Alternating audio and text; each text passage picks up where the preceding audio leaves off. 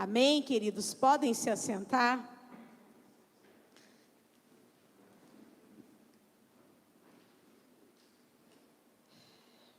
Queridos, a palavra de hoje, ela vem bem dentro daquilo que Deus tem falado conosco nesses últimos tempos. Nós temos tido, a gente sempre, graças a Deus, nós sempre fomos uma igreja muito direcionada por Deus, muito direcionada pelo Espírito Santo. Mas a gente pôde presenciar essa direção de Deus muito mais perto, vamos dizer assim, nesses últimos 2 anos. Para cada mês, Deus tem liberado palavras específicas para cada mês, para a virada de cada ano, palavras específicas. E Ele não só tem liberado palavras, como Ele tem cumprido cada uma das palavras que Ele tem nos dado. E para esse último trimestre do ano, Deus liberou uma palavra tão poderosa para nós. E Ele disse que Deus estabeleceu para nós um jejum, não é? De 90 dias. Estabeleceu um texto da palavra de Deus, que está em Lucas. Texto que vai dizer sobre busca, sobre quem procura, sobre quem busca e sobre quem bate. E nesse texto, Jesus ensinando os discípulos a orar, Ele vai falar assim, que o Pai daria a nós o Espírito Santo de Deus. E o que Deus nos levou a entender é que nós precisamos do Espírito Santo para que nós possamos chegar aonde nós desejamos chegar. Mas nesses últimos dias, Deus Ele tem incomodado meu coração. Já faz uns 20 dias que Deus começou a colocar essa palavra no meu coração. Primeiro eu apliquei, eu analisei a palavra, eu ruminei a palavra para a minha própria vida mesmo. E eu pensei a princípio que essa palavra era para mim, tanto que eu não ministrei essa palavra, eu guardei essa palavra comigo e eu vim trazendo ela dentro do meu coração e pensando e orando. Mas quando foi esses últimos dias, o Senhor me levou a montar uma pregação para a igreja em cima desse tema. Eu sei que o tema que estava lá no Insta era sobre aliança, né? Um Deus de aliança. E sempre que a gente pensa, né? Deus é um Deus que estabelece aliança, a gente sempre pensa nas coisas boas que uma aliança proporciona, né? E só que toda aliança, ela é uma via de mão dupla. É algo que eu estabeleço em que eu dou e recebo em troca. Não existe uma aliança que você não precise fazer nada. Não existe, isso não é aliança. Toda aliança vai consistir numa troca, vamos dizer assim. Eu dou algo e eu recebo algo. E nós vamos falar nessa noite sobre esse Deus aliançado conosco, mas que tem nos levado, e Ele vai começar a nos levar nesses últimos dias, ao entendimento de algo que parece que fugiu um pouco da igreja de Jesus, que é a santificação e a consagração. É algo que parece que hoje em dia perdeu o seu valor. As pessoas já não têm mais o entendimento de que precisa se ter uma vida santificada para que eu possa viver algo de Deus. Até porque o Espírito Santo ele não vai habitar numa vida que não esteja andando em santidade. E quando a gente fala de santidade, não está falando de perfeição, de não errar nunca, de não pecar nunca. Não é isso. A santidade ela vem acompanhada da consagração. E eu quero relembrar a vocês 3 ministrações que elas vão casar com essa daqui. A primeira ministração que o Senhor me lembrou, quem estava na escola bíblica que a bispa pregou sobre Sansão. E o tema daquela ministração foi o quê? Consagração. Esse foi faz uns 3 domingos atrás. Ela trouxe essa palavra numa EBD. E Deus falou para nós, se consagre. Não existe, e Deus falou isso antes de pedir o jejum. E Deus disse, não existe uma vida de milagres, não existe uma vida na minha presença sem que haja consagração. Depois, na EBD passada, aí eu preguei sobre caráter de Deus, sobre os atributos, mas na EBD passada foi a bispa que ministrou novamente, e ela ministrou sobre o quê? Cristo, o mediador. E nessa ministração, ela deixou bem claro, Jesus, aquele texto de Hebreus que fala que eu devo deixar, nós somos rodeados de uma nuvem tão grande de testemunhas, deixemos todo o embaraço, todo o pecado e todo o peso que nos amarra e nos torna vagarosos. E naquela EBD, se você não se recorda, se você não estava, Deus estava dizendo para nós o seguinte, tira os pesos da sua vida. Deus não estava falando de pecado, Ele estava falando sobre pesos. Situações que muitas vezes nós carregamos como sentimentos, como pensamentos, que pesam a nossa vida espiritual e nos impede de viver a vontade de Deus. E o último tema que Deus me lembrou para montar essa pregação, não é o que eu vou pregar, mas só para você entender como Deus casa as pregações. Eu sempre falo isso na igreja, toda pregação você vai precisar dela, porque Deus te antecipa. Deus dá a palavra porque Ele sabe, você vai precisar de uma palavra para te manter de pé, para te suportar no dia que você passar, e você vai lembrar dessa palavra. Na segunda-feira, para quem estava aqui na segunda-feira, a bispa ministrou um texto de Êxodo, no qual Moisés precisou levantar as mãos e ficar com as mãos erguidas para que Josué vencesse uma batalha. Quem estava na segunda vai lembrar dessa pregação. E nessa ministração Deus disse o seguinte para nós, que nós precisaríamos manter as nossas mãos erguidas, e isso significaria tirar muita coisa da nossa vida que pesa a nossa mão. Você percebe que as pregações elas vão se casando, e Deus trouxe tudo isso para nós para falar uma coisa só. Quando eu estava preparando mesmo, escrevendo, que eu sentei para escrever a ministração, o Senhor falou para mim, você vai lembrar, eu vou te trazer à memória 3 pregações que elas se casam e vai complementar nessa. O Senhor disse para mim assim, é preciso pôr a casa em ordem. E quando Deus fala pôr a casa em ordem, Ele está se referindo pôr a minha vida em ordem e a minha casa mesmo em ordem. E o Senhor disse para mim, é preciso pôr a casa em ordem, porque é necessário que haja santificação. Porque existem muitas pessoas pensando assim, é só eu jejuar os 90 dias, que não é uma coisa de outro mundo. É só eu tirar o período de oração e está resolvido. Foi isso que Deus me pediu. Não existe resposta de Deus sem uma vida consagrada e santificada. Não existe. Eu posso passar os 90 dias jejuando e orando. Se não houver em mim santificação e consagração, eu não vou viver nada do que eu coloquei na minha listinha. E eu vou te dizer nessa noite que é possível. A gente consegue, irmão, passar os 90 dias fora da presença de Deus, achando que está na presença de Deus. E Deus trouxe essa palavra para nós nessa noite, porque nós estamos no começo do jejum, para trazer um alerta ao nosso coração. Cuidado com o que você está fazendo. Cuidado com o que você está falando. Cuidado com os lugares que você está indo. Cuidado com as atitudes que você tem tomado, porque elas vão pesar contra você e te impedir, e me impedir de viver ao final dos 90 dias essa resposta. E aí a gente vai olhar lá em dezembro, vai falar assim, Deus, mas o Senhor falou, e o Senhor fez na vida de fulano, fez na vida de ciclano, na vida de Bertano, e o Espírito Santo vai olhar e falar, pois é, mas faltou santificação. Porque o Espírito Santo de Deus não habita numa casa suja, cheia de tranqueira, de pesos, de sujeiras, de pecados, de transgressões não confessadas.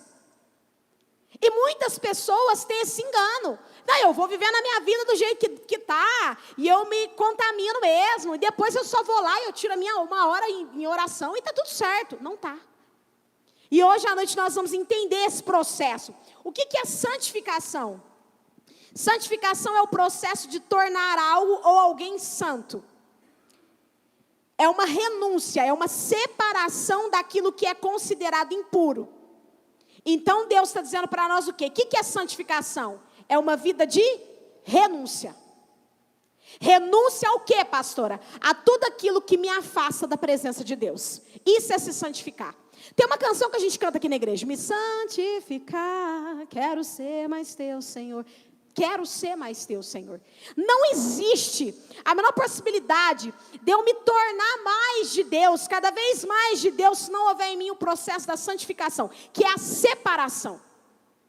E aí você fala, pastora, mas é impossível. Pois é, mas a Bíblia não diz sede santos porque eu sou santo. Deus não está dizendo para sermos perfeitos. Ele está dizendo o seguinte, se o meu Espírito já testificou para você, e você ouviu que isso é pecado, se afaste. Deixe de fazer. Mude as suas ações. Porque eu sou santo. E eu só habito num lugar onde me cabe. Do contrário, Deus não habita. Então Lucas capítulo 5, versículo 11, que é o que nós estamos meditando para esse jejum, vai falar de alguém que se consagra. Eu não sei se você parou para perceber isso no texto. Porque primeiro, Jesus vai ensinar os discípulos dele a orar. E ele vai falar para os discípulos assim, olha, eu vou ensinar vocês a orar, e ele faz a oração do Pai Nosso. E aí embaixo, assim que ele termina a oração do Pai Nosso, ele vai falar sobre isso. Pensa num amigo que chega de viagem, e vai bater na casa do outro, e o outro não tem comida, não tem pão. E aí esse que não tem pão, tem um amigo e vai lá e bate na porta, ainda que esse amigo dele não abra por amizade, vai abrir pela insistência. E aí Jesus vai falar, porque todo aquele que bate, a porta é aberta, todo aquele que pede, recebe, todo aquele que busca, encontra. Ok, mas existe um perfil de pessoa que bate, a porta abre, que pede e recebe, que busca e encontra. E o perfil da pessoa que faz isso é o perfil da pessoa que se consagra e se santifica. Deus não fugiu ao padrão. Eu quero que você responda para mim. Para quem Jesus estava ensinando essa oração? Para as multidões ou para os discípulos? Para os discípulos. Ser discípulo não é fazer exatamente o que o mestre faz? Então, Jesus estava dizendo para os discípulos o seguinte: há um perfil e vocês precisam se encaixar nesse perfil. Para que esse padrão de oração seja respondido, vocês vão precisar se encaixar nesse perfil. Então Deus está pedindo para nós nessa noite: se santifica. Mas eu até coloquei uma pergunta: você vai pedir, você vai buscar, você vai bater e vai acontecer. É isso que Jesus vai falar. Porque é o Espírito Santo quem faz acontecer, ok? Só que se eu não sou um ambiente para o Espírito Santo, como vai acontecer? O que Deus falou para nós não é: busque. O período de oração não é em línguas. Por quê? Porque é o Espírito Santo que sabe onde é que está a resposta, onde é que está a porta, onde é que está a chave, onde é que destrava todas as coisas. Ok, mas se eu não sou um ambiente para o Espírito Santo habitar, como eu tenho certeza de que Ele vai me responder? Qual é a garantia que eu tenho de que a minha listinha de pedidos, se você é como eu, a minha listinha é bem grande. Como que eu vou ter garantia de que o Espírito Santo vai ratificar aquilo diante do trono de Deus, se eu não sou ambiente? A primeira coisa que eu preciso me tornar é um ambiente para Deus. E eu quero te fazer uma pergunta nessa noite, que foram as perguntas que Deus colocou no meu coração para perguntar para nós. Se as minhas palavras, quais são as palavras que saem da minha boca? Quais são as palavras que eu tenho? Quais são as posturas que eu tenho? Quais as posturas e as palavras que saem da tua boca na sua casa, no seu trabalho, no seu dia a dia, no momento de raiva, no momento de desespero, no momento em que você tem uma resposta contrária àquilo que você gostaria? Qual postura você tem? Qual palavra sai da sua boca? Quais são os pensamentos que têm tomado conta da sua mente? Quais são os sentimentos que estão dentro do seu coração? E aí você vai responder para você mesmo. As palavras, posturas, sentimentos e pensamentos que estão dentro do seu coração, eles estão de acordo com a palavra de Deus? Se você pegar tudo que passa pela sua vida no dia e trazer para dentro das Escrituras, estão de acordo com as Escrituras? Se a resposta for não, então você tem uma oportunidade nessa noite de se consertar com o Senhor. Porque Ele deseja. Nesse final de tarde, a bispa colocou o testemunho da Patrícia Furim. Lá no grupo da igreja. Deus deseja que assim como aconteceu com ela em 7 dias, aconteça o mesmo comigo, com você, com todo mundo. Deus não tem dificuldade de responder para nós a nossa oração. Mas a pergunta de Deus para nós é: há santificação aí? Há consagração aí? Há um ambiente para eu manifestar a minha glória? E não é Deus que cria o ambiente, sou eu que crio. Porque não é Deus que pensa que sou eu. Pastora, mas eu não domino os meus pensamentos. Domina, você passa o dia inteiro lutando contra eles, mas você decide se você vai deixar aquele pensamento te dominar ou não. Sim ou não? A gente que decide se vai deixar o pensamento dominar, o sentimento dominar. Eu te dei 3 ministrações que Deus começou a falar conosco para lançar o jejum. A primeira ministração, Deus falou conosco sobre Sansão. Quem foi Sansão? Quem foi Sansão?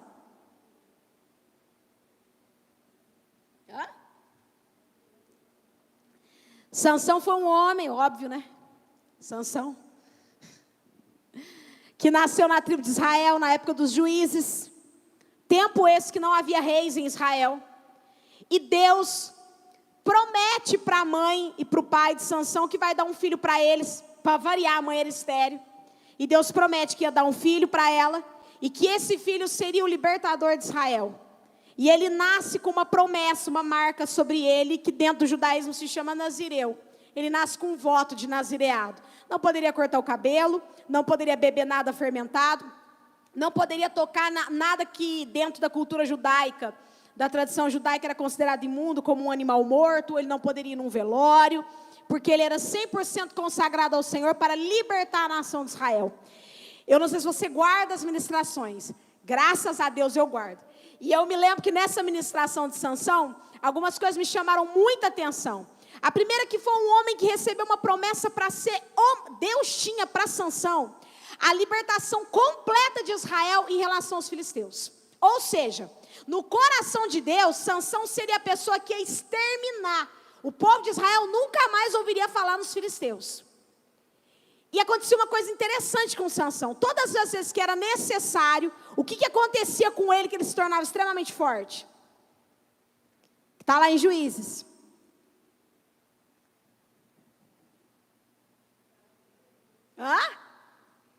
O Espírito Santo descia sobre Sansão e dava a ele uma força sobre-humana. Você vai ver o quanto que liga as pregações, porque Sansão só foi quem foi, o tempo que foi, porque o Espírito Santo tornava Sansão capaz. E aí Sansão, ele começou a fazer o que muitas vezes nós fazemos, que é achar que o poder é nosso, que é achar que a capacidade, a autoridade é nossa. E quando a gente entra nesse caminho, a gente começa a declinar. Porque aí Sansão, ele começa a brincar. Ele começa a se envolver com as mulheres filisteias. O diabo pegou o fraco de Sansão, que era mulher. E ele começa a se envolver. E antes mesmo de Dalila conseguir desvendar o segredo de Moisés, de Sansão, antes mesmo de Dalila desvendar o segredo de Sansão, que era o lance do cabelo, a Bíblia diz que o Espírito de Deus já estava se retirando de Sansão. E ele não percebeu. Quando acontece o episódio com Dalila, ele já não tinha mais unção nenhuma. Só que se você olhar a história dele, está lá em Juízes, você vai perceber que ele não notou que a unção de Deus estava indo embora da vida dele. Ele não percebeu que ele não era mais a mesma pessoa. Esse foi o primeiro exemplo que Deus deu para nós. O segundo foi Jesus o mediador, que foi a BD passada. E eu me lembro que na ministração a bispa falou assim, e eu imaginando que ela ia pregar que Jesus é o mediador, a ponte entre nós e Deus. Nada a ver. Ela usou o mediador como árbitro. Jesus é o árbitro, aquele que vai determinar como as coisas devem acontecer. E você vai se recordar que ela disse o seguinte, porque é a palavra de Deus. Deus, ele tem as suas regras. E ela até deu exemplo de um jogo de futebol. O jogo de futebol tem suas regras. Quando a bola bate na mão do jogador voluntariamente, o jogo prossegue ou para?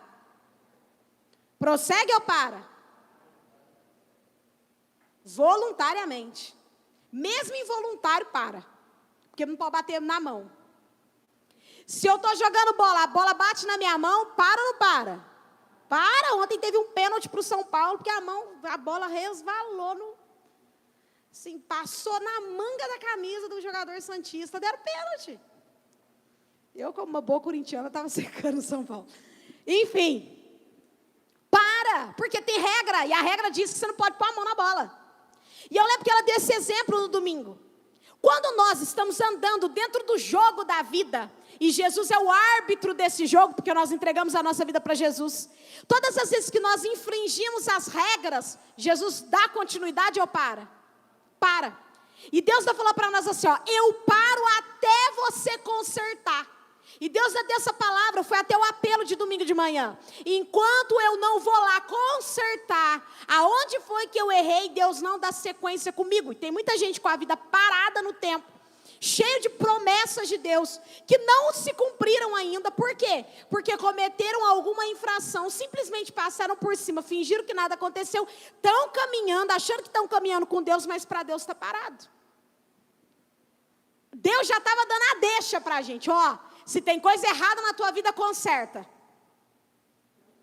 Se você está levando uma vida fora das regras da minha palavra, conserta. Porque senão a tua vida vai parar até você decidir consertar, para eu dar prosseguimento com você. E na segunda-feira, Deus trouxe a palavra sobre as mãos levantadas, que é o episódio de Moisés. Ele vai subir no monte, Israel vai participar da sua primeira guerra, que, se eu não me engano, é contra os amalequitas. E aí o braço de Moisés começa a pesar, e é um texto tão interessante, porque enquanto ele está com a mão erguida, Israel vence, a mão dele começa a pesar, Israel perde, e aí fica aquela luta danada, e fica Ur de um lado, Arão do outro, sustentando a mão de Moisés, o braço dele, até que Israel conseguisse vencer aquela batalha. E Deus diz para nós o seguinte: você vai precisar ter força para manter a sua mão erguida. E dentro da força que você vai precisar ter para permanecer com a sua mão erguida, você vai ter que tirar tudo que te pesa. Porque você já pensou, você tem que ficar com a mão estendida, cheia de sacola na mão? Você conseguiria ficar muito tempo com a mão para cima, cheia de sacolaiada? Não, e era isso que Deus estava falando. Comece a tirar os pesos. Eu peguei essas 3 ministrações, porque o texto que Deus me deu, abre aí comigo. 1 Samuel, capítulo 4, versículo 21. Eu ouvi uma pregação parecida com essa quando eu tinha 12 anos de idade. Gente, eu tenho uma memória boa para pregação. É que tem pregação que marca muita gente também, né? Essa daqui me marcou na época. Vai lá, 1 Samuel, capítulo 4, versículo 21, vai dizer o seguinte: deu ao menino o nome de Icabode. Se você deseja ter um filho homem, e está na dúvida, né? Eu vou falar igual a bispa, de qual nome utilizar, Icabode. Deu ao menino o nome de Icabode, e disse: foi-se embora a glória de Israel, pois a arca de Deus havia sido tomada, e seu sogro e seu marido estavam mortos. E disse ainda: foi-se embora a glória de Israel, pois a arca de Deus foi tomada. Pastor, o que tem a ver esse texto com o que você falou? Tudo. Essa história vai narrar quando Deus entrega uma sentença sobre a casa de Eli. E aqui Deus vai cumprir o que Ele falou. Porque tudo que Deus fala, Ele cumpre. Seja bom ou ruim, Ele cumpre. Se você voltar alguns capítulos, Deus vai dar para Ana um filho chamado Samuel. E por que Deus vai dar Samuel para Ana? Porque Deus vai olhar para os filhos de Eli, e os filhos de Eli vão levar a casa do Senhor, o ofício sacerdotal, tudo aquilo que Deus tinha colocado na mão dos filhos de Eli para fazer, eles estavam levando com a barriga. Totalmente com a barriga. Existia todo um ritual para você levar a sua oferta para o sacerdote. E existia um ritual que o sacerdote precisaria cumprir ao receber a sua oferta. E dentro desse ritual, por exemplo, se era uma oferta de animal, esse animal teria que ser queimado, e a gordura dele totalmente queimada, aquilo ali subia como aroma. E os filhos de de Eli, os filhos de Eli, eles mandavam os servos dele ir lá no sacerdote e falar assim, eles pegavam a carne crua, a carne do sacrifício crua, não poderia pegar crua. Pegava a carne do sacrifício ainda com a parte da gordura, não poderia pegar. E é interessante, isso está nos capítulos anteriores. E é interessante que Deus vai falar para Eli assim, Deus não fala com os filhos dele, Deus fala com Eli. Deus fala para ele assim: Eli, os seus filhos tratam com desprezo as minhas coisas. E isso tem me desagradado, porque você e os seus filhos têm engordado com a gordura que é minha. E aí Deus vai dar uma sentença dizendo para ele: eu tinha prometido que a sua família seria eternamente sacerdote, ou seja, o sacerdote sairia da sua família perpetuamente. Porém, eu estou revogando a minha fala, eu estou levantando uma pessoa, e essa pessoa vai ser sacerdote, e os seus filhos vão morrer jovens, seus descendentes vão morrer jovens, e os que conseguirem vingar na vida, vão ter que mendigar para comer. Deus vai liberar essa palavra, para os filhos de Eli e para Eli. Esse texto que eu li para você agora, é Deus cumprindo a palavra, porque quando Deus vai liberar essa palavra para Eli, Deus vai falar para ele assim: e como prova de que sou eu que estou falando com você, o dia que isso acontecer, os seus 2 filhos vão morrer no mesmo dia. E aí vai acontecer um episódio muito interessante, que é aqui que entra a nossa ministração. Israel é convocado para uma guerra contra os filisteus. E eles vão para a batalha. Olha aí comigo. Deixa eu achar aqui o texto. Vai lá no capítulo 4. Versículo 1, vai do primeiro. Naquele tempo Israel estava em guerra com os filisteus. O exército israelita tinha acampado perto de Ebenezer e os filisteus acamparam em Afeque. Os filisteus atacaram e derrotaram o exército de Israel. Israel perdeu a guerra. Derrotaram o exército de Israel, matando cerca de 4.000 homens. Terminada a batalha, os soldados voltaram para o acampamento. E as autoridades de Israel se perguntaram: por que o Senhor causou nossa derrota diante dos filisteus? Vamos trazer a arca da aliança do Senhor desde Siló, para que esteja conosco e nos livre do poder do inimigo. O que era a arca da aliança? Depois que o povo terminou a peregrinação deles no deserto, que eles passaram aquele processo, Deus mandou Moisés construir uma arca, e dentro dessa arca estava lá a tábua dos 10 mandamentos, tinha a tábua, tinha uma porção do maná, dentro dessa arca, e ela tinha uma representatividade, ela representava a presença de Deus, ela representava a glória de Deus, e Deus disse que ela teria esse significado, e aí Israel vai guerrear contra os filisteus, e eles perdem a batalha, e aí eles voltam dessa derrota, e eles se perguntam: por que nós somos derrotados? Já sei, nós somos derrotados porque a glória de Deus, a presença de Deus não está no nosso meio. E aí eles vão mandar, está aí no versículo da frente, então enviaram homens a Siló, está aí no versículo 4, para trazer a arca da aliança do Senhor dos exércitos, que está entronizada entre os querubins. Ofne e Finéias, os filhos de Eli, que eu relatei, os 2 filhos de Eli acompanharam a arca da aliança de Deus.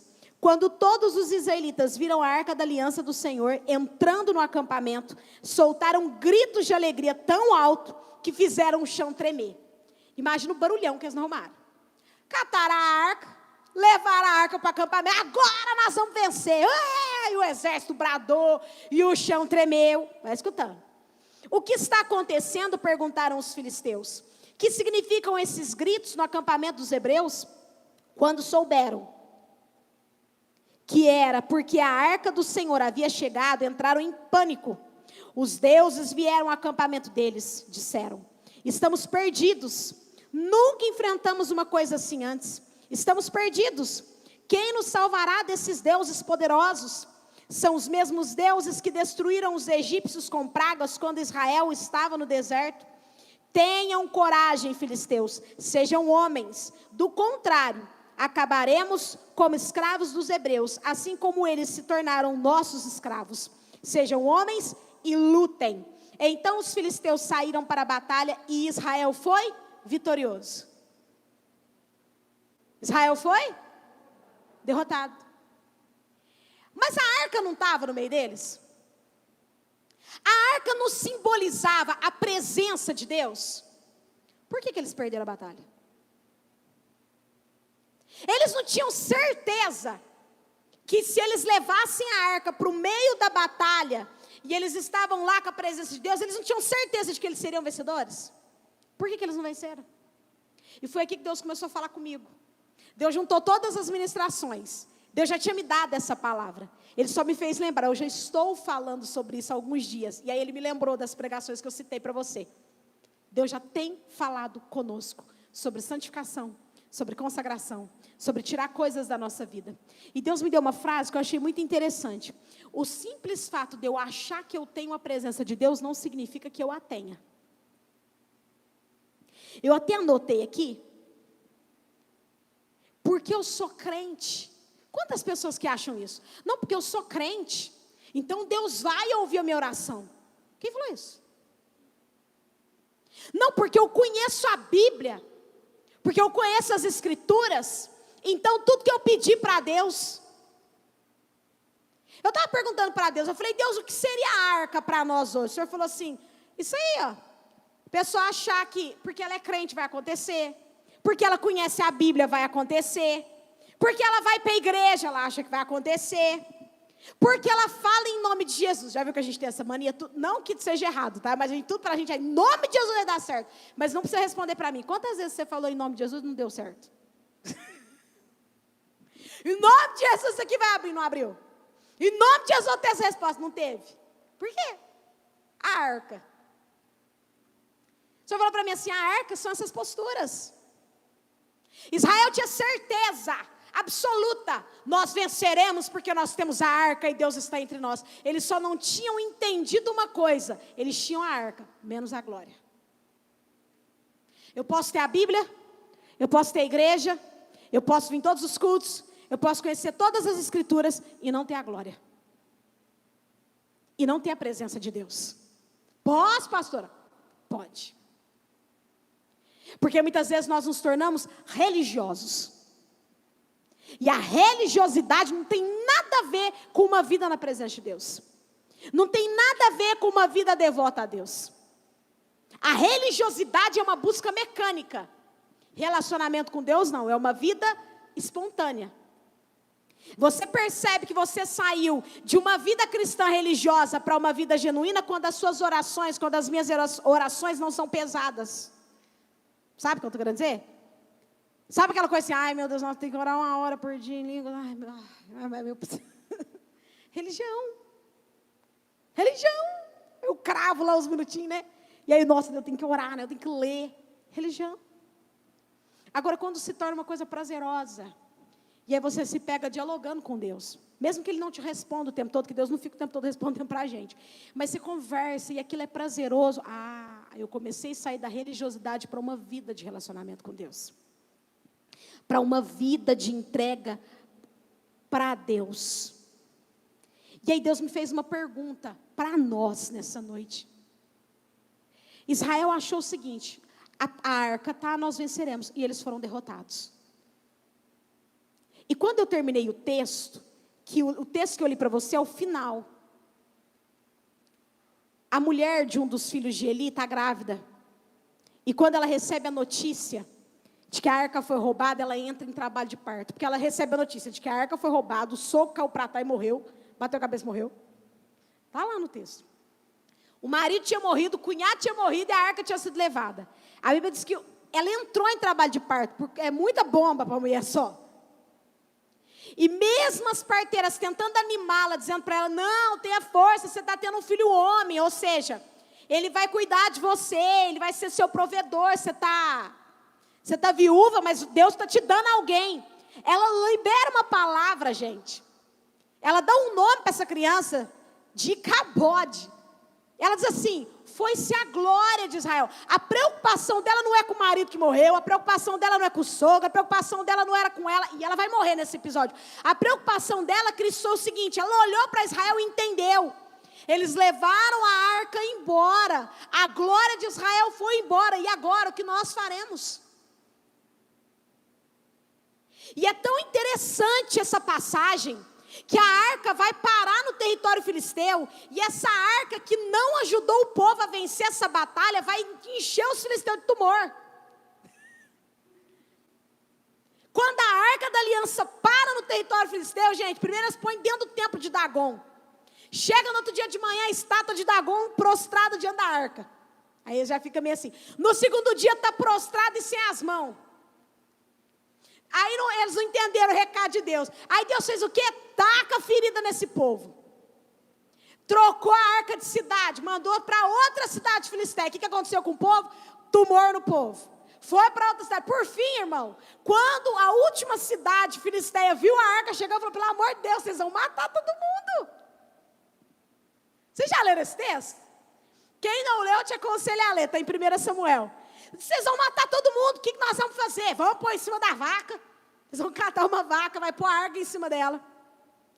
E vai mandar essa vaca. E eles vão falar o seguinte, ó, se foi os deuses de Israel que fez isso conosco, ela vai voltar pelo caminho para a terra de Israel. E, gente, a vaca vai mugindo. Até chegar no território. Tem muitas histórias a respeito dessa arca. Ela vai ficar 20 anos na casa de um cidadão e não vai acontecer nada. Porém, depois de 20 anos, ela vai para a casa de um outro cidadão chamado Obed-edom. E vai ser bênção.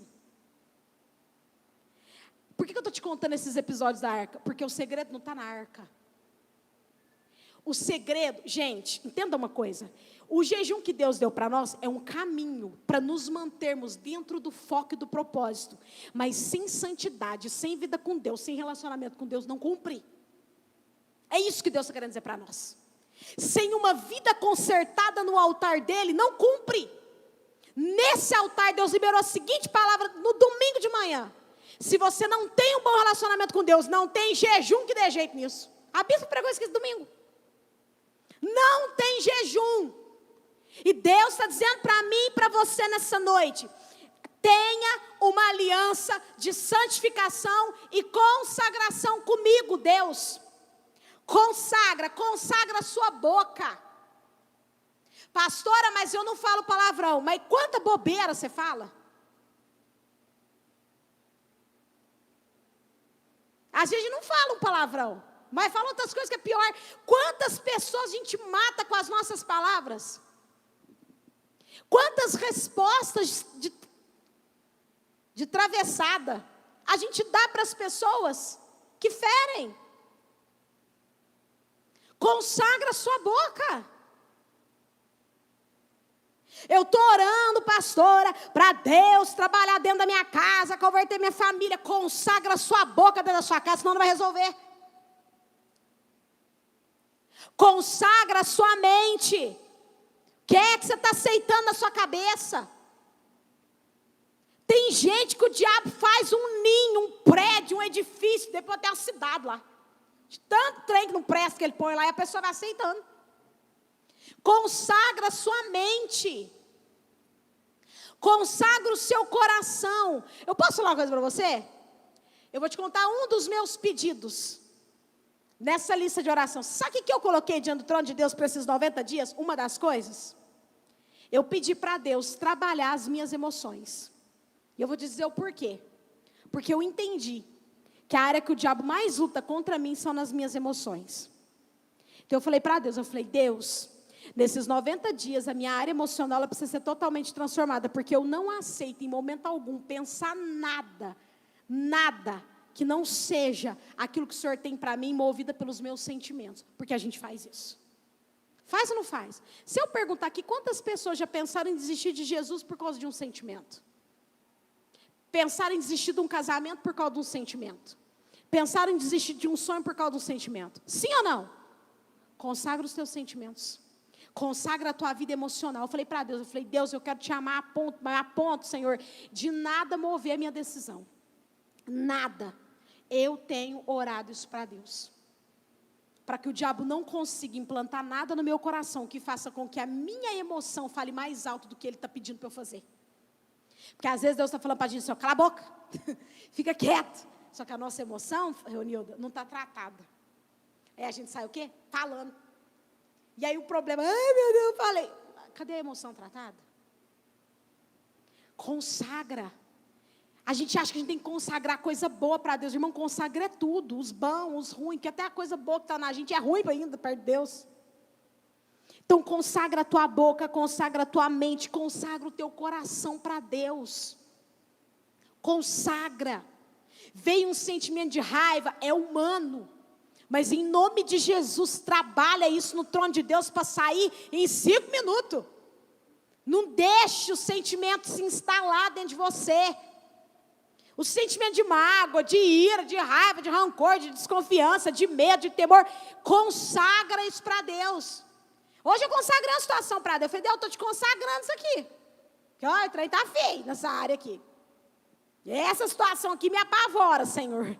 Toma ela para o Senhor, eu estou te entregando essa guerra minha. Para que a gente quer ficar com as coisas se Deus dá a oportunidade de entregar para Ele? Por que a gente luta, insiste em ficar com o sentimento, se o Espírito Santo está olhando para mim, para você, e dizendo assim, me dá isso daí, você não precisa carregar isso. Consagre o seu lar. Gente, vou falar uma coisa para você, consagrar o lar, não é ficar só, Senhor, em nome de Jesus eu consagro meu lar. Isso aí é um dos passos. Consagrar o meu lar para Deus é transformar o meu lar num ambiente para Ele. Vocês entendem?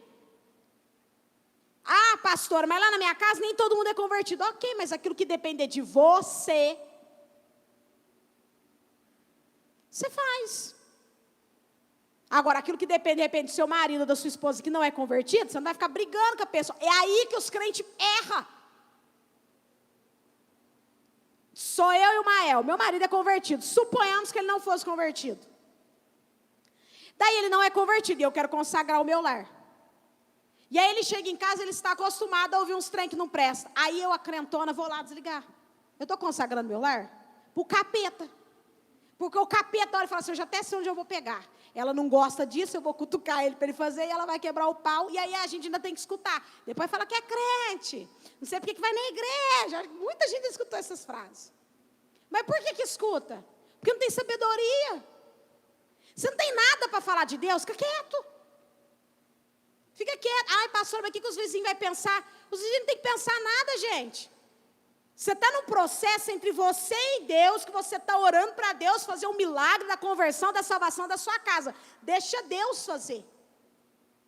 Com o tempo, a pessoa vai sendo tocada pelo próprio Espírito Santo e vai deixando de fazer algumas coisas para te agradar, por te respeitar, mas deixa Deus fazer o processo. Consagra a sua casa ao Senhor. Gente, não faz sentido. Eu venho para Jesus, estou aqui no meu exemplo. Meu marido não é cristão. E ele olha para mim, e eu estou igual de quando ele não era crente. E aí, Ronilda? Ele olha para mim e fala assim, mas essa mulher foi para a igreja, está pior, parece. Porque quando não era crente. E eu estou falando, gente, tem coisa que a pessoa vai te acusar que você não está fazendo. Eu não estou dizendo isso. Eu estou dizendo quando você caça. Quando era para ficar quieto, a primeira coisa que Deus mandou a gente fazer foi o quê? Consagra a sua boca. Fecha ela. Consagra a tua mente. Para de pensar as coisas do capeta. Eles trocam dentro da sua casa, marido e mulher. Como vocês se comunicam, como vocês lidam com os problemas, como vocês lidam com as dificuldades, como que vocês lidam com as coisas? Se Deus passar os olhos dele hoje sobre os nossos lares, os nossos casamentos, e vamos colocar uma figura de linguagem aqui, e ele fosse passar com os olhos de fogo dele, fosse queimar as nossas obras, dentro do nosso casamento, é palha, é ouro ou é prata? Tem casamento que é palha, sobra nada. O Espírito Santo vai só as cinzas. E aí você está orando para Deus mudar. E aí eu estou orando para Deus mudar a minha realidade. Vocês estão entendendo o que Deus está dizendo? Você tem que orar, mas você tem que agir. Você tem que orar, mas você tem que consertar. Você tem que orar, mas você tem que ter uma vida de santificação e consagração, porque senão não vai acontecer. E aí o diabo vai pôr na sua cabeça depois o seguinte, ai, porque Deus ama mais fulano. Não, Deus não ama mais fulano. Fulano se consagrou, se santificou. Sabe aquela frasezinha que crente usa muito? Paga o preço. Gente, a gente quer milagre sem pagar preço. Você está achando que o preço é o jejum? Que às vezes acha, né? Você está achando que o preço é ficar 90 dias sem comer doce? Alguns tirou doce, né? O Paulinho falou para mim que tirou tudo que é açúcar, né, Paulinho? Que é doce, açúcar, tudo que é doce. Você está achando que o preço é ficar sem arroz e feijão, que o preço é ficar sem café, para quem tirou café. O que mais? Carne, refrigerante. Isso aí não é nem preço, isso é saúde. Não é verdade, isso é saúde. O organismo está dando glória, graças a Deus. Está me matando aqui. O que mais que vocês tiraram? Hã? Miojo? Sangue de Jesus.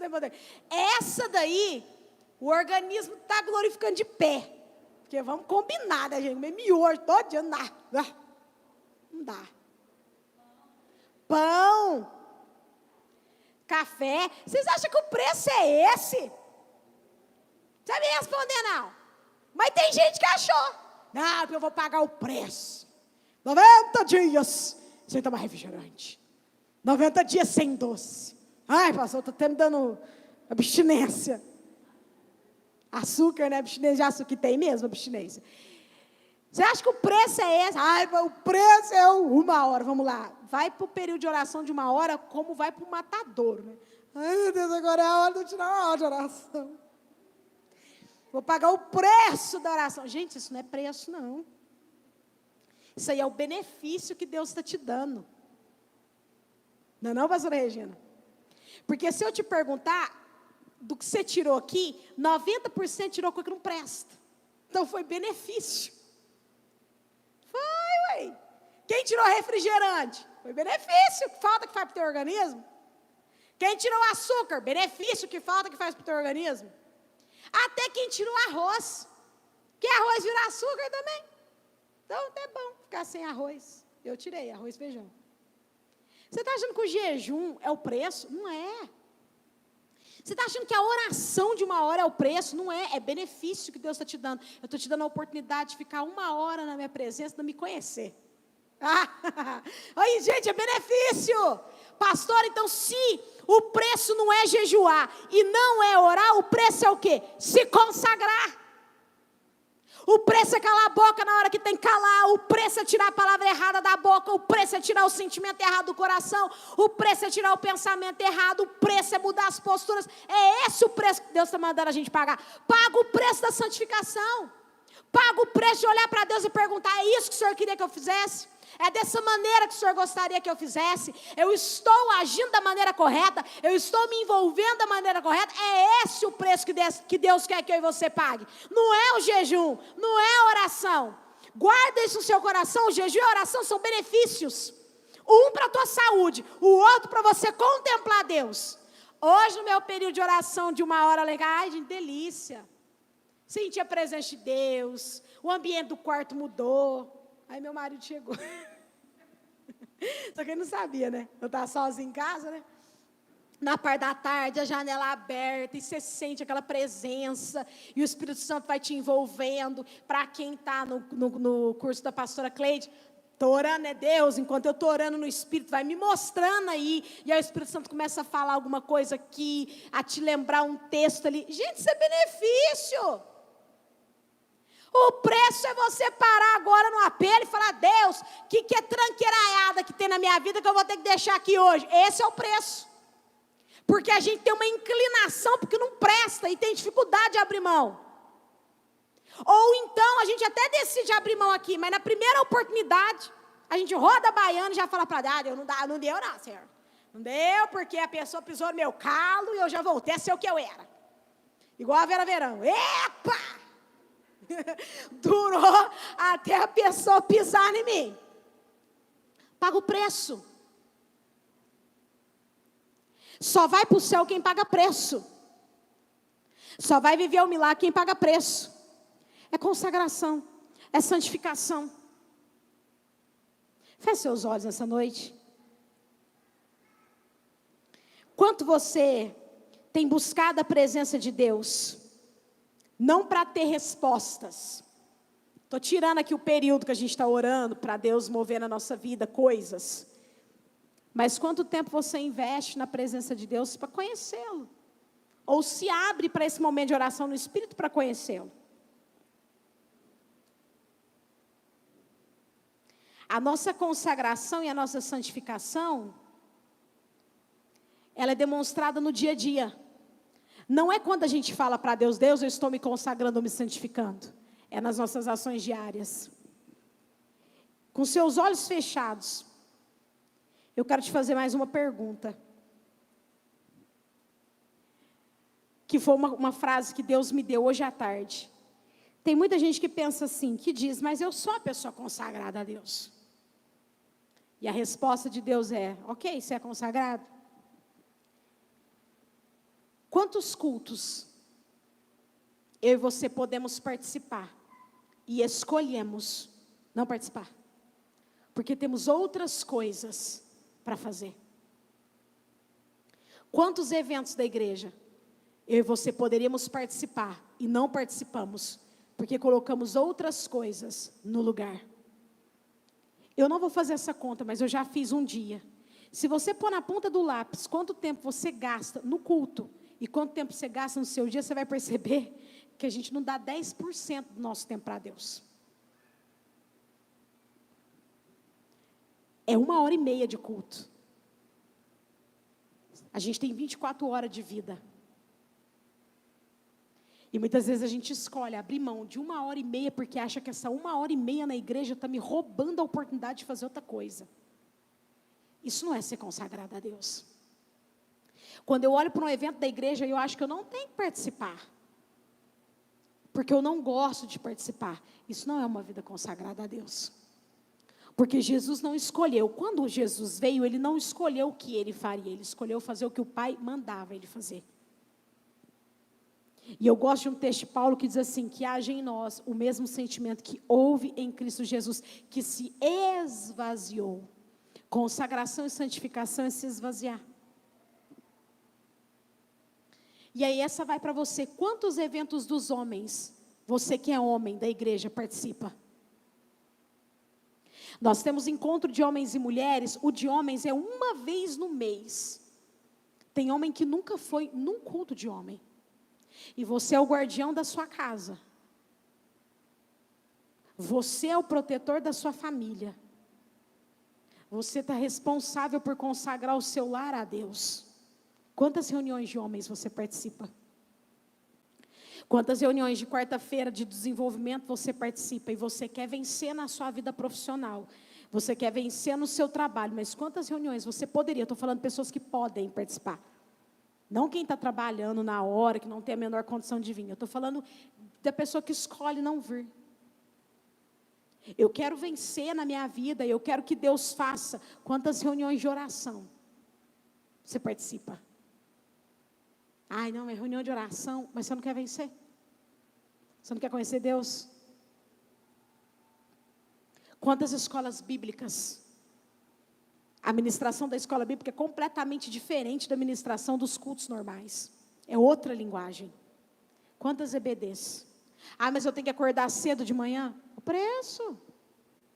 Que nem é preço. Porque 9 horas já não está tão tarde mais. Ah, mas eu trabalho cedo a manhã inteira. Mas quanto do teu tempo você decidiu consagrar? Para você entendendo isso dentro do teu coração, que se não houver consagração de tempo, consagração de vida, consagração de casa, de mente, de decisão, de caminhos, não vai acontecer. Eu preciso me consagrar. Eu quero ser mais cheio do Senhor. Quanto mais nós nos consagramos ao Senhor, mais desejo nós temos das coisas dEle. E quanto mais desejos temos das coisas do Senhor, quanto mais nos consagramos a Ele, mais dEle recebemos. Por isso que Deus tem nos chamado a esse tempo de jejum, de oração e busca, para abrir os nossos olhos. Ei, eu tenho coisas tremendas para fazer, mas você precisa consertar a sua vida para que eu possa realizar. Porque eu quero muito mais do que te dar um milagre, uma resposta. Eu quero te dar vida e vida em abundância. Eu quero habitar dentro de você. Eu quero fazer morada dentro de você. Eu quero fazer morada na sua casa. Eu quero que você desfrute da minha presença. Então abra o seu coração para o Senhor nessa noite e fala: Senhor, eu estou consagrando aqui agora. Eu estou consagrando a minha casa, eu estou consagrando a minha vida, eu estou consagrando os meus sonhos, eu estou consagrando o meu futuro, eu estou consagrando os meus filhos, eu estou consagrando todo o meu ser, eu estou consagrando ao Senhor tudo que há em mim agora.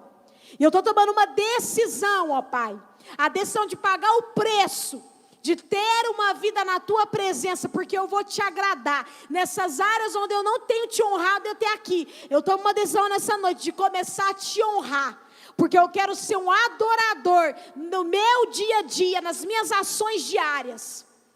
Espírito Santo de Deus, que o Senhor implante essa palavra dentro dos nossos corações. Que o Senhor nos conduza, Espírito Santo, a uma vida de consagração, de santificação, de entrega, de muitas vezes renúncia a vontades, a pensamentos, a sentimentos que estão dentro de nós. E nos leve, Espírito Santo, a vivermos coisas grandiosas, a vivermos coisas poderosas, a conquistarmos coisas impossíveis no Senhor.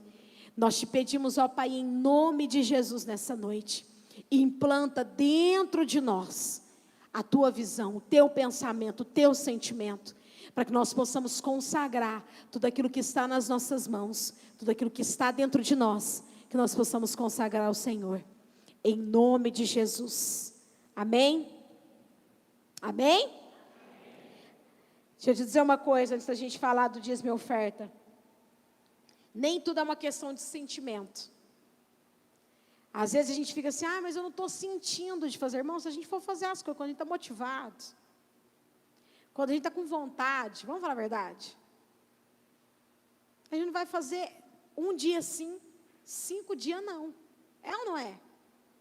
Eu falei para vocês no último dia que eu ministrei, eu estou na dieta. E ontem a gente teve a reunião das mulheres. E elas escolheram o quê? Pizzaria. Massa. Não, Sandra? E estava bom, né? E a gente fechou a Mandiares, como sempre. A gente é uma das primeiras a chegar e nós fecha junto com os garçons o lugar. E é uma coisa que eu tenho aprendido muito com Deus. Deus me deu essa frase, eu guardei ela no meu coração. Quando a tua motivação não chegar, o teu compromisso chega. Aonde a tua motivação, Paula, não for, o teu compromisso precisa ir. O que Deus estava querendo dizer para mim? Eu entendi o que Ele quis dizer. Quando você não tiver vontade de fazer, faça por compromisso. Não porque você está com vontade, mas porque você fez um compromisso, então você vai fazer. E Deus, Ele tem me levado a pensar assim em todas as coisas. Então, eu fui lá ontem, comi 8 pedaços de pizza. Nossa, vocês nem assustaram? 8 pedaços de pizza, bastante pizza. E eu, como toda pessoa que está no processo da luta contra a balança, a gente fica assim, come com uma dor na consciência. Você fica, meu Deus, é muito carboidrato. Eu comi 8 pedaços de pizza e tomei um copo de refrigerante, que foi o que eu tinha programado tomar. Porque, gente, pizza com suco não dá. Fala a verdade. E aí eu fui embora para minha casa, foi muito gostoso, um momento de comunhão com as mulheres. E aí hoje de manhã eu acordei assim, E eu tenho os meus exercícios de jump, eu faço jump hit, que eu estou adorando fazer. Quase morre lá em cima daquele trem. Mas é bom demais. E aí a minha alma falou o que para mim? Não. Gente, eu dormi mal. Vocês dormiram mal? Sonharada besta. Falei, misericórdia. Come demais, não dorme bem, E aí eu dormi mal. E aí eu acordei de manhã, assim, estômago meio ruim, meio complicado, E aí a minha alma falou para mim assim, você tem um dia de descanso na semana. Porque eu faço 6 dias na semana, meus exercícios. Você tem um dia de descanso, você não precisa fazer hoje. Na hora o Espírito Santo falou para mim, você precisa. Não só precisa como vai. Não só vai como vai fazer o dobro, porque você comeu muito carboidrato ontem. Então você vai compensar, gente, compensar, Aí eu fui, fiz uma aula de HIIT de 26 minutos com uma professora, e depois mais 10 minutos com uma outra, que é de arrancar o perna da gente fora. Até ficando maluca aquilo. Na hora que eu terminei, o Senhor me deu essa frase, aonde a sua vontade não vai, o teu compromisso tem que ir. Você fez um compromisso de pesar X, e aí eu entendi que Deus está me ensinando até nas atividades físicas. Você tem um compromisso de ter tal peso até dezembro, você vai cumprir. Quando você não tiver vontade de malhar, Paula, você vai fazer porque você tem um compromisso com você. Mesmo que você não tenha vontade. Guarda isso no teu coração. Porque eu peguei isso para todas as áreas da minha vida. Gente, vocês acham que a gente tem vontade de orar 24 horas? Tem hora que a carne da gente não quer orar, a carne da gente quer dormir. A carne da gente quer negociar o jejum. Quer ou não quer? Entrega esse, começa um outro diferente, muda o alimento. A carne da gente não quer jejuar, gente. Olha só eu. Vocês jejuam na boa? Nada, gente. E eu ainda faço comida. Nem experimentar. Fui experimentar o arroz hoje para ver se estava bom de sal. Lembrei, nem mastiguei. Já está bom de sal. Já deu para sentir o sal aqui no arroz. Gente, aonde a nossa vontade não vai, o compromisso tem que ir. Minha carne não quer, mas o meu espírito, eu tenho um compromisso com Deus. E eu vou cumprir. E Deus, Ele está trazendo, guarde isso no teu coração. Deus está trazendo essas palavras, e eu logo captei a mensagem de Deus. A palavra de segunda eu já entendi. Vai ter momento que o braço da gente vai querer descer. Que a gente vai pensar em negociar o jejum, vai pensar em negociar o tempo de oração, vai pensar em negociar a quantidade de tempo de oração. Escuta o que eu estou te falando. No dia que você sentir isso, se lembra que se a sua vontade não vai, o teu compromisso com Deus tem que te levar. Aonde a minha vontade não me leva, o meu compromisso me leva. Amém? Fica de pé nessa noite. Nós vamos fazer o dízimo e oferta. Deus, Ele tem nos abençoado de uma maneira tão poderosa, de uma maneira tão tremenda. Nós estamos aqui completando uma semana de jejum, de oração, e Deus já tem liberado tantas respostas, já tem movimentado coisas, tem testemunhos sendo contados, e é tão bom a gente olhar e falar, e perceber que Deus, Ele conta conosco. É tão gostoso ver Deus fazer as coisas através da nossa vida. E quando nós falamos de consagração, a nossa vida financeira precisa ser consagrada. A nossa vida em todos os níveis precisa ser consagrada. Deus precisa ter a liberdade de contar conosco. A Bíblia tem falado de alguns projetos que nós temos para esse final de ano, como a troca do telhado, aquisição do ar-condicionado. São coisas, são melhorias para o templo, são melhorias para nós. São coisas que Deus tem colocado no coração da nossa liderança, para quê? Para que nós tenhamos um ambiente mais confortável. E é tão bom quando Deus olha para nós e Ele vê que Ele pode contar conosco. E na medida com que Ele conta conosco, Ele acrescenta sobre nós. Porque Deus é assim. Eu vou falar uma coisa para você. Eu passei a trabalhar 100% para a igreja em abril. E quando Deus me pediu esse tempo, eu falei assim, Deus, eu vou pela fé. Porque eu preciso de um milagre teu. E esses dias para trás, o Senhor me lembrou dessa oração. O Senhor falou para mim assim, faz quanto tempo que você tomou a decisão? E eu fui fazer as contas, né? E aí o Senhor falou para mim assim, que dia que te faltou alguma coisa? Gente, teve mês, vou falar a verdade para vocês, teve mês, julho, agosto e setembro, que eu falava para o Mael assim, entrava o mês, eu falava, Mael, só um milagre. Para esse mês, tá pipocando. Só um milagre. E aí o mês acabava, a gente tinha conseguido. E aí eu assim, aquelas pessoas, né? Não sei se você é como eu conto com os 13º da vida, com os décimos, com PIS, né? A gente, o trem nem caiu, a gente já está fazendo programação com ele. E aí passou, e aí chegou setembro, Mael, não é preciso do milagre. E Deus foi suprindo. Quantas vezes eu cheguei aqui de manhã, a gente veio para a igreja, né, pastora Regina? A gente tem o nosso horário aqui na igreja. Quantas vezes eu cheguei aqui, virei para Deus, eu falei, Deus, eu não esqueço dessa oração, que eu falei, Deus, eu não quero ser refém dos meus boletos. Eu não quero ficar preocupada com eles, porque, meu Deus, ia chegando o dia 30, irmão, eu ficava, né, pensando nesses benditos, dessas contas, até o pagamento cair. E eu falei, Deus, eu não quero mais, eu quero descansar no Senhor. E esses dias o Senhor me lembrou, que dia que faltou alguma coisa, eu te supri em todos os momentos, e eu tenho suprido vocês em todos os momentos, e eu vou continuar suprindo vocês em todos os momentos. Isso porque nesse período Deus ainda pediu ofertas para nós, que a gente não tinha condições de entregar. E Deus falou assim, eu quero isso daqui. Então entenda uma coisa no seu coração, quando a gente realmente consagra, fala assim, Deus, eu não tenho condições de fazer nada pela minha vida, mas eu consagro ela ao Senhor, e eu permito que o Senhor trabalhe, e Ele trabalha. Sabe, muitas vezes nós ficamos muito presos no milagre final, que é aquele milagre bom, e a gente não curte os pequenos milagres que Deus vai acrescentando sobre a nossa vida, até chegar no milagre que a gente considera bom. Seja grato pelos milagres diários, seja grato por aqueles milagres que você acha que é pequeno, mas são os pequenos milagres que vão construindo uma história de milagres, amém? Os irmãos vão passar recolhendo os envelopes, você vai colocar o seu dízimo, você vai colocar a sua oferta. Enquanto isso nós vamos orar aqui, consagrando ao Senhor os nossos dízimos, as nossas ofertas, as nossas vidas nessa noite. Senhor, em nome de Jesus nós consagramos, eu consagro cada dízimo, cada oferta ao Senhor nessa noite. Nós somos gratos por tudo que o Senhor é, nós somos gratos por tudo que o Senhor tem feito nas nossas vidas. São tantas bênçãos, são tantos milagres, são tantas respostas, são tantas provisões. Muito obrigada, Senhor. Que o Senhor continue sustentando as nossas vidas, que o Senhor continue liberando sobre a tua casa os teus recursos, a tua maior abastança, a tua provisão, que o Senhor continue liberando sobre a tua casa o teu milagre, ó Pai, sobre cada projeto da tua igreja, que haja mesmo a tua manutenção e a tua realização sobre cada um deles, em nome de Jesus. Leva-nos em paz, dá-nos um final de semana abençoado, Amanhã, Senhor, no culto de jovens, ser conosco, dá-nos um culto abençoado em nome de Jesus Cristo. No domingo pela manhã, na escola bíblica, dá-nos uma escola bíblica cheia da unção, da palavra, da presença do Senhor. No culto da noite também, que a tua unção, a tua graça estejam sobre as nossas vidas, em nome de Jesus.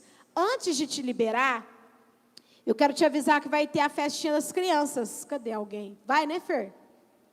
Dia 12, que horas? 3 horas da tarde. Dia 12, a partir das 3 horas da tarde. Então, se você tem criança, ou se você se considera também, né, uma criança, você é o nosso convidado. Festa de criança é tudo de bom, gente. Se você tem dieta como eu, né, eu tenho que vir, né, mas manda o marido, a esposa, manda alguém trazer, que você não precisa ser tentado, porque eu ouvi por alto que vai ter, né, vai ter doces, né, vai ter cachorro-quente, vai ter doce da Simone, vai ter pipoca gourmet da Michele. Ai, gente. Vai ter o que mais? Pipoca de sal. Não, pipoca de sal ainda pode, né? Vai ter bolo. Então, se você está na dieta como eu e vai vir trazer alguma criança ou participar, você já vem em jejum. Porque aí você vai ter só a cota, né, dos carboidratos. Gente, hoje eu passei o dia inteiro sem carboidrato. Porque senão, né, já não dá, né? Mas assim, brincando, 3 horas da tarde, traga sua criança, participe, vai ser muito bom. Isso incentiva os seus filhos a participar das coisas do Senhor, a se envolver com as coisas do Senhor. Quanto mais a gente traz os filhos da gente para a presença de Deus, mais eles crescem com a visão do reino implantado. Gente, a Esther tem 3 anos. Quarta-feira ela estava ali no microfone cantando uma musiquinha dos 3 palavras, que nem eu conheço, aquela música do coração, que o coração estava sujo, o coração limpou. E ela estava sentando o dedo ali no teclado e cantando. Gente, eu me vi nela, porque eu fazia isso quando eu era criança. Então, assim, traga, eles gostam. Ixi, a Esther canta os louvor. O louvor está ensaiando aqui no domingo. Quem chega mais cedo sabe o que eu estou falando. Ela fica dançando. Foi, Ronildo? Ela fica dançando aqui na frente. É tão bom. Eu vou te falar uma coisa. O mundo está muito difícil. Se a gente não trouxer os filhos da gente para a casa de Deus, irmão, está perdido, amém? Então, que Deus te abençoe em nome de Jesus, vá na paz do Senhor. Amanhã tem culto de jovens 7h30, nós vamos falar sobre a peregrinação de Abraão, porque que ele viveu em tendas, e Deus nos chama a ser peregrinos nessa terra. Que Deus te abençoe em nome de Jesus. Escola Bíblica domingo, à noite a bispa estará conosco.